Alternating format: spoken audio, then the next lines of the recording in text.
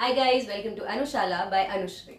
So in this lecture we are going to start with the second chapter of geography. ठीक है, first chapter था resources के बारे में. वहां हमने देखा था types of resources, natural resources, manmade resources and human resource. ठीक है, इसके बाद हमने देखा था कि नेचुरल रिसोर्सेज के कितने टाइप हैं, ह्यूमन मेड रिसोर्स में क्या होता है और ह्यूमन रिसोर्स इटसेल्फ क्या होता है.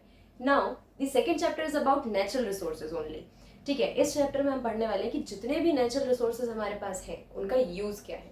ठीक है, हम किस तरीके से कितने एक्सटेंड तक उनका यूज़ कर पा रहे हैं, साथ में हमारे ओवर यूज से. ठीक है, जितनी भी हमारी एक्टिविटीज़ हैं, इकोनॉमिकल एक्टिविटीज़ हैं, उनको लेकर उससे रिसोर्सेज को क्या थ्रेट है. ठीक है, और फिर हम किस तरीके से उनको कंजर्व कर सकते हैं. Right, so the name of the chapter is land, soil, water, natural vegetation and wild life resources. ठीक है, so the name itself suggests that this chapter is all about natural resources. So let us start with the land. One of the most important natural resource, 30% of the earth surface.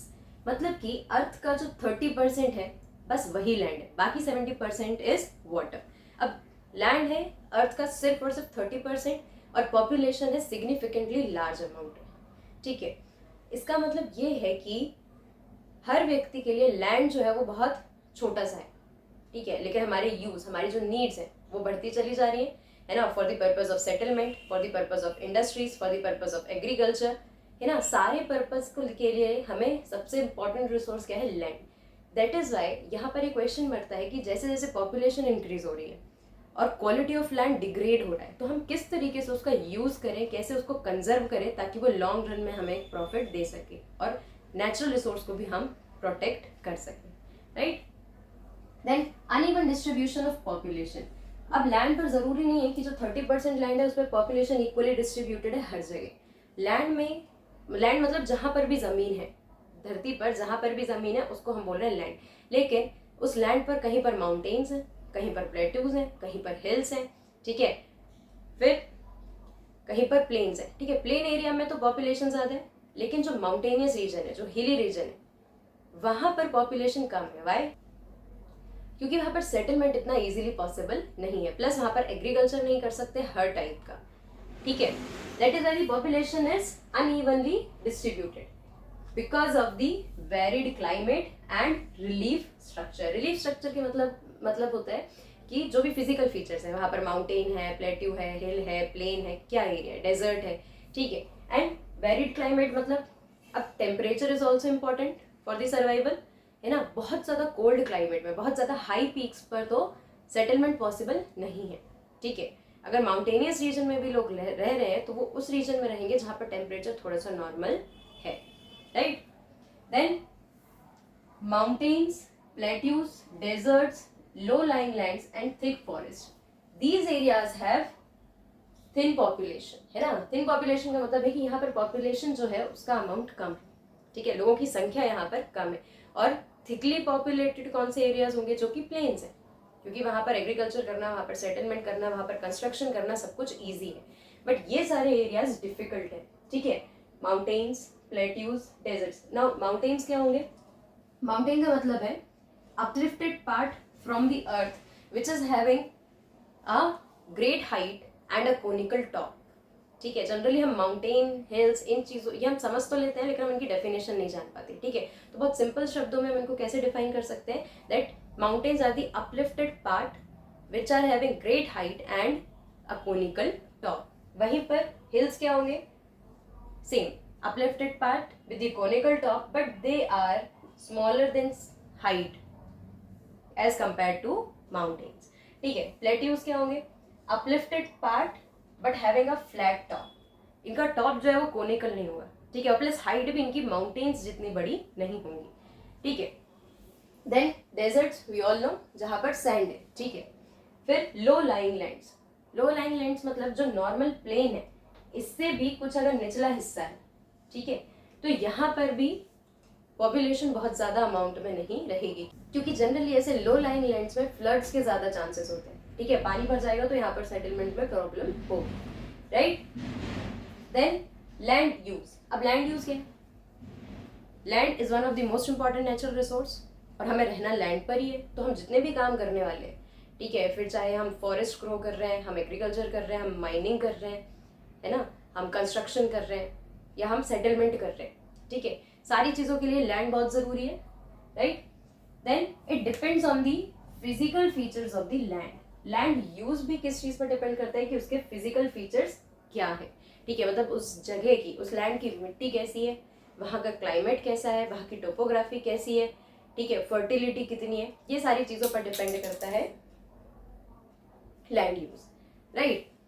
Then what kind of physical features? Soil, climate, topography and minerals. Soil मिट्टी, climate मतलब वहाँ का weather कैसा है, वहाँ का मौसम कैसा रहेगा, ठीक है, एंड टोपोग्राफी। टोपोग्राफी का मतलब होता है कि किसी भी जगह के रिलीफ्स कैसे हैं, वहाँ के फिजिकल फीचर्स कैसे हैं, राइट। एंड मिनरल्स मतलब कि किस जमीन पर मिनरल्स ज़्यादा पाए जाते हैं। Suppose there is one land जहाँ पर मिनरल्स ज़्यादा पाए जाते हैं, तो वहाँ पर हम कंस्ट्रक्शन तो नहीं करेंगे, वहाँ पर हम क्या करेंगे, माइनिंग करेंगे, ठीक है। Suppose this is one land A and this is another land B. अब ये जगह फर्टाइल, ठीक है, the soil of the land A is fertile और बी जो है इसकी जो सॉइल है वो फर्टाइल नहीं है, ठीक है। तो हम लैंड की क्वालिटी देखकर, सॉइल की क्वालिटी देखकर ये डिसाइड करेंगे कि कौन से लैंड पर क्या काम करना चाहिए, है ना। A because it is fertile so we will be doing agriculture here, and B it is non fertile, तो यहाँ पर हम क्या कर सकते हैं, यहाँ पर हम कंस्ट्रक्शन एक्टिविटीज कर सकते हैं, right. So this is land use. Now what kind of land use? Agriculture, forestry, settlements, roads, mining, etc.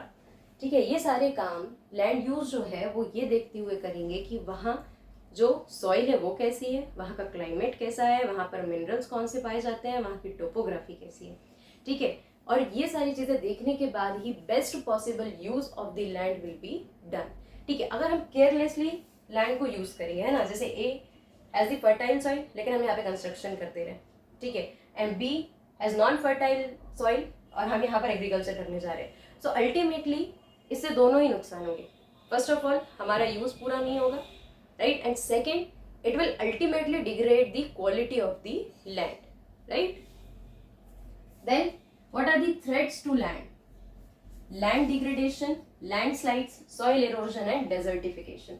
Land degradation मतलब कि लैंड जो है उसकी क्वालिटी में ही कमी आना, ठीक है, उसकी क्वालिटी को और डिग्रेड करना, उसकी क्वालिटी को खराब करना, ठीक है। क्वालिटी खराब होने का मतलब क्या है? जिस भी प्रकार की सॉइल वहां पर पाई जाती है, ठीक है, उस सॉइल में फर्टिलिटी कम हो जाना, ठीक है, वहां जो रॉक्स हैं, ठीक है, उनमें मिनरल्स की कमी होना। Then landslides. लैंडस्लाइड्स का मतलब क्या होता है? जैसे ये पहाड़ है, ठीक है, अब यहाँ से अगर हम इस पहाड़, जनरली हमने देखा है कि हिली एरियाज में क्या होता है, पहाड़ों को काट कर सड़कें बना दी जाती है, ठीक है, जिसके कारण क्या होता है कि पहाड़ वो ट्रांसपोर्टेशन के लिए नहीं, लेकिन हम उसका ओवर यूज कर रहे हैं, ठीक है, हम यहाँ पर उसको काट के रोड्स बना रहे हैं, तो जनरली वो पूरा ही नीचे को स्लाइड हो जाता है, ठीक है, so that is known as landslides.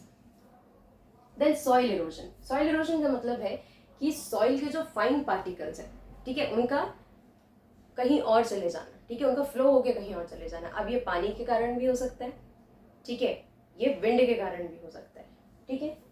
Late us take example, suppose ये एक खाली लैंड है ना, अब यहाँ पर बहुत तेज बारिश हो रही है, ठीक है, और लैंड के इस खेत के चारों तरफ ऐसी कोई भी बॉर्डर नहीं है जो यहाँ पर सॉइल को रोक सके, ठीक है, तो पानी गिरने के कारण क्या होगा, जिस भी तरफ स्लोप होगी, ठीक है, उस तरफ जो फाइन पार्टिकल्स है वो पानी के साथ बह के चले जाएंगे, ठीक है। अब फाइन पार्टिकल्स का पानी के साथ बह के जाने का कोई यूज तो है नहीं, उनका यूज कहाँ पर था, लैंड सरफेस पर। बट जब यहाँ पर एग्रीकल्चर करेंगे तो ये समझ में आएगा कि जो सॉइल फर्टिलिटी थी वो खत्म हो गई है, ठीक है, वाई, बिकॉज ऑफ इरोजन, ठीक है, हवा के कारण भी यही चीज होती है। अगर फर्टाइल सॉइल जहाँ पर है वहां पर बहुत तेज हवा है, तो वहां से भी जो मिट्टी के पार्टिकल्स हैं वो उठ के दूसरी जगह जा सकते हैं, ठीक है। Then what one more reason for soil erosion is जो ट्रीज होते हैं, ठीक है, ट्रीज की जो रूट्स होती है वो क्या करती हैं, सॉइल को पकड़ के रखती हैं। ट्रीज की जो रूट्स होती हैं, प्लांट्स की जो रूट्स होती हैं वो सॉइल को पकड़ के रखती हैं। अगर हम डिफॉरेस्टेशन कर रहे हैं, ठीक है, मतलब अगर हम पेड़ों को काट रहे हैं तो उसके कारण क्या होगा, रूट्स की पकड़ जो है वो खत्म होगी मिट्टी पे, है ना, और मिट्टी जो है उसको पकड़ के रखने का काम रूट्स का है, लेकिन रूट्स अपना काम नहीं कर पाएंगी तो मिट्टी जो है, जो फर्टिलिटी है वो खत्म होगी वहां की, ठीक है, वहां से भी इरोजन पॉसिबल है। उसका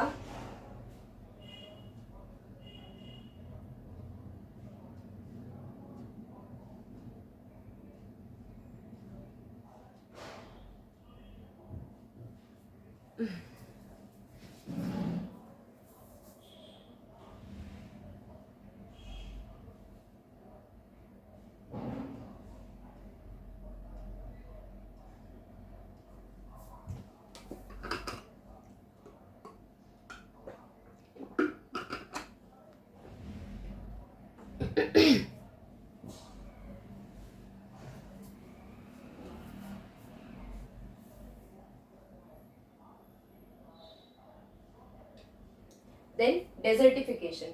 Desertification as a name itself suggests desert, है ना, मतलब कि एक ऐसी जमीन जिसमें फर्टिलिटी है, जिसमें हम एग्रीकल्चर कर सकते हैं, उसका एक बंजर जमीन में कन्वर्ट हो जाना। ठीक है, डेजर्ट ऐसी जमीन जहाँ पर हम क्या नहीं कर सकते, एग्रीकल्चर नहीं कर सकते। ठीक है, मतलब लैंड क्वालिटी का डिग्रेड होना ही एक तरीके से डेजर्टिफिकेशन है। डेजर्ट जैसी कंडीशन एक जमीन पर बन जाना, ठीक है, उसको बोलेंगे desertification, right. Due to the expansion of agriculture and construction activities. अब ये जो सारे थ्रेट्स हैं टू द लैंड, ये क्यों है? Because of the expansion of agriculture and construction activities. अब एग्रीकल्चर अगर हम इस तरीके से सोचें तो दैट इज इम्पॉर्टेंट, ठीक है, क्यों? क्योंकि अगर एग्रीकल्चर नहीं होगा तो हम खाएंगे क्या, है ना। It is important to grow the crops, ठीक है, लेकिन अब एग्रीकल्चर किस तरीके से लैंड को थ्रेट पहुंचा रहा है? Over use of chemical fertilizers, ठीक है, पेस्टिसाइड्स, वीडीसाइड्स, इन सारी चीजों का ओवर यूज या इनके बहुत ज्यादा केमिकल यूज के कारण क्या हो रहा है, लैंड की जो क्वालिटी है वो डिग्रेड हो रही है। ठीक है, अगर हम उसकी जगह ऑर्गेनिक मैन्योर को यूज करते हैं या ऑर्गेनिक फर्टिलाइजर्स को यूज करते हैं, ठीक है, तो वो हमारे लैंड क्वालिटी को डिग्रेड तो कहीं ना कहीं चीजें होती हैं लेकिन कम लेवल पर होगी। ठीक है, जैसे जैसे लैंड यूज होगा वैसे डिग्रेड होगा, right. So over use of fertilisers and pesticides. अब फर्टिलाइजर्स क्या होते हैं? फर्टिलाइजर मतलब ऐसे chemicals which are used to increase the fertility of soil, ठीक है, दीज आर केमिकल्स। और ऑर्गेनिक वेस्ट का मतलब क्या है? ऑर्गेनिक वेस्ट मतलब जैसे काउ डंग हुआ, ठीक है, या फिर जो किचन से ऑर्गेनिक वेस्ट निकलता है ना, peels of vegetables and fruits, ठीक है, ये सारी चीज़ों से मैन्योर बनता है ना, जो क्या करेगा, आपकी सॉइल की फर्टिलिटी को इंक्रीज तो करेगा लेकिन उसमें किसी भी प्रकार के केमिकल्स को ऐड नहीं करेगा, right. So these are fertilizers and organic waste, right. Another thing is pesticide. Pesticides का मतलब क्या होता है? जो पेस्ट को यानी जो कीड़ों को मारने के काम आती है, ठीक है। सॉइल जो क्रॉप होती है उसमें क्या होता है, कई बार कीड़े लग जाते हैं, ठीक है, कीटनाशक जिसको हम बोलते हैं, ठीक है, कई बार कीड़े लग जाते हैं तो उनको मारने के लिए दवाई डालनी पड़ती है, that is pesticides, that is also kind of chemical, ठीक है। And weedicides means which are use to kill the weeds, ठीक है। वीड्स क्या है? जो अनवांटेड प्लांट्स हैं आपकी क्रॉप के साथ नेचुरली ग्रो कर जाते हैं, ठीक है, लेकिन वो किस तरीके से क्रॉप को नुकसान पहुंचा रहे हैं? क्रॉप्स के लिए यूज होने वाले जो मिनरल्स हैं, जो न्यूट्रिएंट्स हैं और जो वाटर है फ्रॉम द सॉइल, वो सब कुछ कौन गेन करने लग जाता है? वीड्स, ठीक है। सो दीज आर वेज, ठीक है, these are the chemical ways through which the expansion of agriculture is becoming a threat for the soil और the land quality. Then construction activities, ठीक है, कंस्ट्रक्शन बढ़ते जा रहे हैं क्योंकि जितनी ज्यादा पॉपुलेशन है उतनी ज्यादा फैसिलिटीज हमको उनको देनी है, ठीक है। और कंस्ट्रक्शन एक्टिविटी के कारण क्या हो रहा है? लैंड क्वालिटी डिग्रेड हो रही है, right. Then conservation of land. अब हम लैंड को कंजर्व किस तरीके से करेंगे? Because it is a natural resource, ठीक है, वो अपने आप को मेंटेन करेगा, लेकिन अगर हम उसका ओवर यूज करेंगे, अगर हम उसमें बहुत ज्यादा केमिकल ऐड करेंगे जिसके कारण हमारे लैंड को थ्रेट है ना, अब हमें उसका कंजर्वेशन करना है, ठीक है। तो जैसे हम डिफॉरेस्ट्रेशन करने से, बहुत ज्यादा पेड़ काटने से लैंड क्वालिटी डिग्रेड हो रही है, सॉइल इरोजन हो रहा है, ठीक है, हम क्या कर सकते हैं? उसको कंपनसेट करने के लिए अफॉरेस्ट्रेशन कर सकते हैं। Afforestation means planting more and more trees. Afforestation करने से क्या होगा? लैंड क्वालिटी बेटर होगी, सॉइल इरोजन कम होगा और ऑक्सीजन जो है उसका भी ज्यादा प्रोडक्शन हो पाएगा, ठीक है। तो it will also prevent the pollution to some extent. Then regulated use of fertilisers and pesticides. See, जैसे जैसे एग्रीकल्चर बहुत ज्यादा एडवांस होते जा रहे हैं, ठीक है, जैसे जैसे हम टूल्स का, जैसे हम मशीनरी का यूज करते जा रहे हैं, वैसे ही फर्टिलाइजर्स और पेस्टिसाइड्स का यूज भी कंपल्सरी होते जा रहे हैं, ठीक है। अब यहाँ पर जो फर्टिलाइजर्स और पेस्टिसाइड्स का यूज करना है, हम इसको रेगुलेटेड वे में यूज कर सकते हैं, जितना जरूरी है उतना ही डालें, ठीक है। सॉइल क्वालिटी को चेक करवाएं कि उसमें क्या न्यूट्रिएंट की कमी है, ठीक है, कौन से न्यूट्रिएंट्स की उसमें कमी है, सिर्फ हम वही फर्टिलाइजर्स उसमें ऐड करें, ठीक है, without checking the soil quality, है ना। सॉइल प्रोफाइल को बिना चेक किए अगर हम उसमें फर्टिलाइजर्स और पेस्टिसाइड्स डालते जा रहे हैं तो वो कहीं ना कहीं बहुत जल्दी हमारे लैंड क्वालिटी को डिग्रेड करता चला जाएगा। Now preventing over grazing. ठीक है, ओवर ग्रेजिंग का मतलब क्या है, ऐसे जानवर जो घास पर फीड हो रहे हैं, ठीक है, जो जिनको चराने ले जाया जा रहा है, ठीक है, अगर वो एक ही ग्राउंड पर बहुत ज़्यादा ओवर ग्रेजिंग करते हैं, ठीक है, बहुत ज़्यादा ग्रेजिंग करते हैं, तो जिसके कारण क्या होगा, वहाँ से सॉइल इरोजन इंक्रीज हो जाएगा। वहाँ पर कोई भी क्रॉप नहीं होगी, कोई भी घास नहीं होगी जो सॉइल को पकड़ के रखेगी, जिसकी वजह से सॉइल इरोजन इंक्रीज होगा। ठीक है, और over the period of time अगर बहुत ज़्यादा ओवर ग्रेजिंग है तो वहाँ पर क्रॉप्स भी ग्रो नहीं कर पाएंगे, right. So this is it, we have seen the land, how the use of land is being done, right, and what are the factors on which the use of land depends, then threats and conservation of the land.